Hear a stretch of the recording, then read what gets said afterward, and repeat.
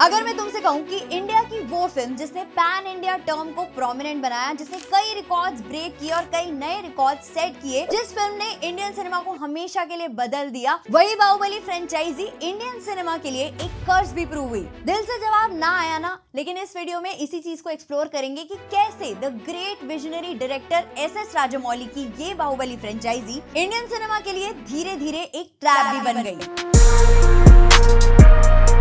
10 साल, एक पूरा डेकेड हो गया बाहुबली को रिलीज हुए, लेकिन आज भी जब थिएटर में उसका re edited version Baahubali the epic, जिसमें दोनों फिल्म्स को कंबाइन किया गया है, वो रिलीज हुआ है, थिएटर्स फुल चल रहे हैं, people are still going, still clapping, still being emotional.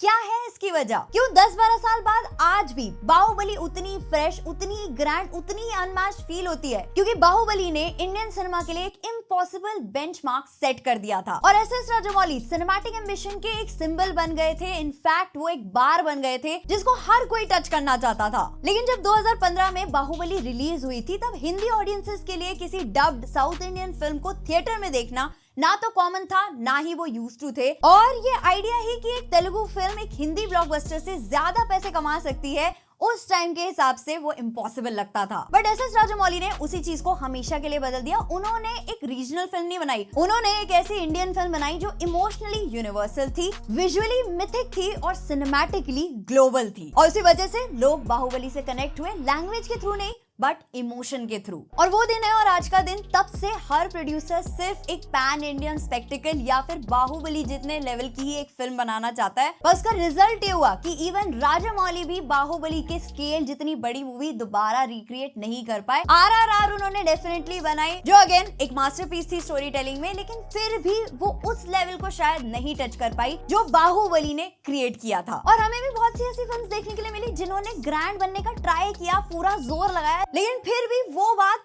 कभी नहीं आ पाई। इसीलिए आज हमें दर्जन भर फिल्म्स ऐसी मिल जाएंगी जो दिखने में तो बाहुबली जैसी लगती हैं, लेकिन फील ऐसी देती है जैसे कोई बहुत ग्रेट मूवीज के ट्रेलर्स हो जो कभी नहीं आएंगी। इसीलिए आज Indian cinema size and scale के पीछे तो भाग रहा है, लेकिन जो उसकी अपनी एक यूनिकनेस थी वो कहीं ना कहीं इस रेस में खो गई है। आज सब ऑलमोस्ट एक ही तरह के आइडिया को मिल्क करने की कोशिश में तो लग गए हैं। इंडस्ट्री को चाहिए भी वो रिजल्ट्स, लेकिन वो एस राजामौली ने जो मेहनत करी थी, जो उनका प्रोसेस था उसके पीछे, वो कोई नहीं फॉलो करना चाहता है। जो उनके सालों का पेशेंस था, जो उनके सालों की वर्ल्ड बिल्डिंग थी, जो उनका विजन था, उस पे आज तक कोई भी खरा नहीं उतर पाया। एंड शायद ये कर्स वहीं से शुरू हुआ था, क्योंकि देखो जब हमारे लिए एक स्टैंडर्ड सेट हो जाता है ना, तो हम बाकी सारी चीजों को भी उसी के साथ कंपेयर करने लगते हैं। और शायद ये प्रेशर ऑफ परफेक्शन जो हमारी तरफ से जनरेट हुआ ना, उसके चक्कर में जो अच्छी फिल्म्स भी थी वो भी इसी लूप में पिस गई। इवन इस प्रेशर की वजह से कहीं ना कहीं जो वो क्रिएटिव फ्रीडम भी था वो भी खत्म होता चला गया, क्योंकि आज हर डायरेक्टर सिर्फ एक परफेक्ट फिल्म बनाना चाहता है, एक ऑनेस्ट फिल्म नहीं। और इसका एक बड़ा रीजन है द विजुअल ऑब्सेशन। आज हर किसी को अपनी फिल्म में स्केल चाहिए, बड़े बड़े सेट्स चाहिए, हेवी CGI VFX चाहिए, स्लो मोशन एंट्रीज चाहिए, over the top background music चाहिए। पर क्या वो फिल्म की राइटिंग और स्टोरी को सर्व करने का पर्पस पूरा कर भी रहे हैं या नहीं,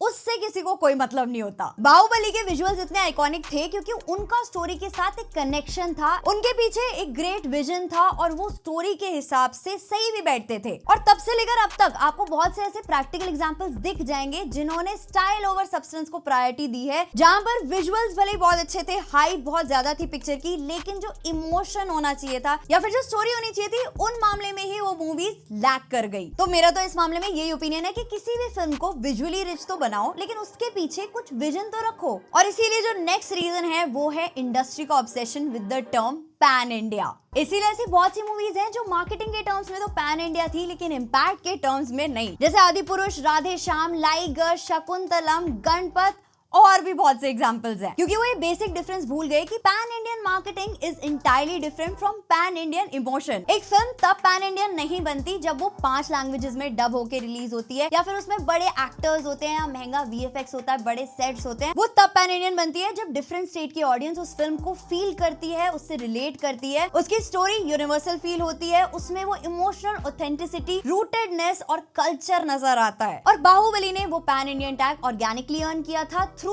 pan India emotion, not through pan Indian marketing. इसका एक और जो इफेक्ट आया वो था the death of mid scale story telling. 2010 तक हमारे पास एक बैलेंस हुआ करता था जहां पर एक तरफ रिलीज होती थी big budget big blockbuster movie और दूसरी तरफ होती थी मिड बजट लेकिन रिलेटेबल मूवीज। पर बाहुबली के बाद ये बैलेंस बिल्कुल टूट गया। आज या तो 500 करोड़ की फिल्म्स बनती है या फिर फिल्म्स बनती है ओटीटी के हिसाब से, क्योंकि थिएटर के लिए जो मिडिल बजट सिनेमा बनता था वो आज काफी हद तक खत्म हो चुका है। मिड बजट मूवीज जैसे क्वीन, कहानी, पीकू, ये वो स्टोरीज होती थी जो ग्राउंडेड होती थी येट रिलेटेबल होती थी, जिनमें कोई स्लोमो एंट्रीज नहीं होती थी, बड़े बड़े बजट्स नहीं होते थे, बहुत ज्यादा हेवी सेट्स नहीं होते थे, कोई ऐसा सीजीआई या वीएफएक्स नहीं होता था, सिर्फ डीप रूटेड स्टोरी टेलिंग होती थी। तो हाँ, बाहुबली ने बड़े बड़े एम्बिशन के लिए दरवाजे तो खोले, लेकिन जो इस टाइप की स्टोरी टेलिंग थी उसके लिए दरवाजे तो क्या, खिड़कियां भी लगभग बंद ही कर दी।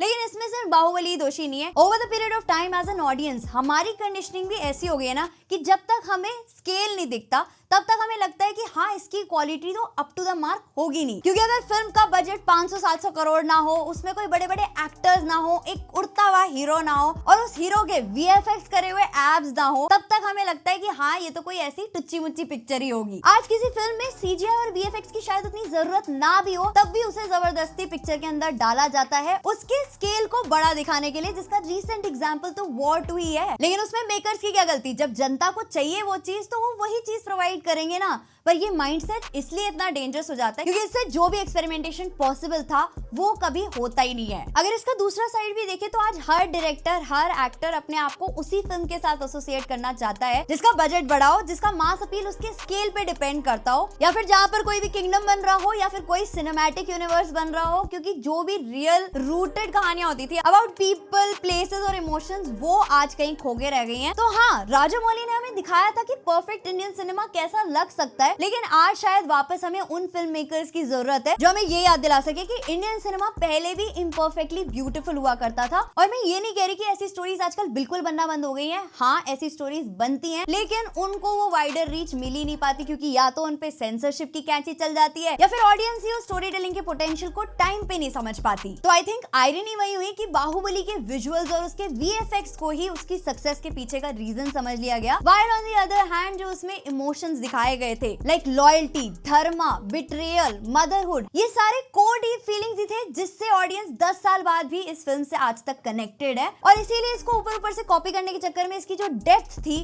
उस तक शायद बहुत ही कम लोग पहुंच पाए। तो हाँ, बाहुबली के बाद से इंडियन सिनेमा हमेशा के लिए बदल गया। एक पैन इंडियन आइडेंटिटी क्या होती है वो इस फिल्म ने हमें बताया, फिल्म मेकर्स को इंस्पायर किया टू थिंक बिगर, जिसका रिजल्ट ये है कि हमें केजीएफ और कांतारा जैसी मूवीज देखने के लिए मिली। ऑडियंसेस को भी ये एक्सेप्ट कराया कि डब मूवीज भी मेन स्ट्रीम हो सकती हैं, और ये मिथ को तोड़ा कि हिंदी सिनेमा ही इंडियन सिनेमा को रिप्रेजेंट करता है। इसीलिए आज राजामौली के कर्स ऑफ परफेक्शन को तोड़ने का यही तरीका है कि उनके वैल्यू से सीखा जाए, ना कि सिर्फ उनके स्टाइल को। उनका जो पेशेंस रहा है, जो रिसर्च रही है, जो इमोशनल कोर रहा है, जो उन्होंने अपनी मूवीज के थ्रू कन्वे किया है, वही उनकी रियल सुपर पावर्स है, ना कि उनकी फिल्मों के बजट। हाँ, बजट एक इंपॉर्टेंट फैक्टर हो सकता है, लेकिन यहाँ पे उनका विजन भी है। और अगर अब तक आपने बाहुबली दी एपिक जो री रिलीज हुई है थिएटर्स के अंदर वो नहीं देखी है तो उसको जाके देख लो, क्योंकि ये सिर्फ नॉस्टैल्जिया मार्केटिंग नहीं है, ये है ट्रू सिनेमा जो कभी एज नहीं होता। तो अगर आप कहीं पर भी इस वीडियो से अग्री करते हो तो इस वीडियो को लाइक कर सकते हो, आपके जो भी थॉट्स एंड ओपिनियंस हैं वो आप कमेंट करके मुझे बता सकते हो। और अगर इस चैनल पे पहली बार आए हो